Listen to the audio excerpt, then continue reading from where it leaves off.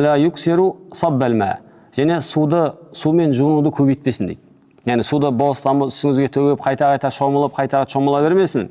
Лианнаху исрафун. Өйткені ол суды қайта-қайта үстіңізге төгу не? Сарап деп жатыр. Я кейде баняға бар ақшасын төлеп қойдық деп, суды шомыла беру жақсы емес деп жатыр. Мұсылман олай жасамайды.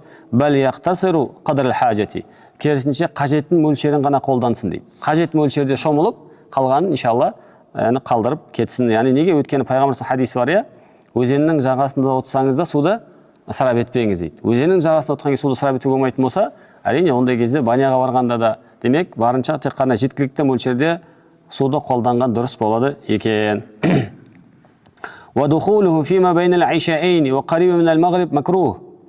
Енді қай уақытта кірген дұрыс баняға дейді. Баняға ақшам мен құптанның арасында кіру макрух дейді. Ақшам мен құптанның арасында және ақшамға жақын, яғни асырдан кейін ақшамға жақын уақыттарда кірген макрух дейді. Неге макрух? Бұл үкім неге айтып жатыр? لِأَنَّ ذَلِكَ وَقْتُ إِنْتِشَارِ الشَّيَاطِينِ. Өйткені сол уақыттарда шайтанның жайылатын уақыт екен. Яғни біз айтамыз, алдында сабақта естеріңізге айтып кеттік. Ақшамға қарай баланы сыртқа шығармаңыздар деп келді. Баланы ақшамда сыртқа шығармаңыз кішкентай балдар. Неге? Өйткені ақшам уақытында күннің батуымен шайтандар далаға өріп шығады екен. Демек сол асырдан кейін ақшам болайын отқан кезде бала шағаны үйге кіргізу керек болады. Ақшам кіргеннен кейін, бәлки құптаннан кейін шығарса болады.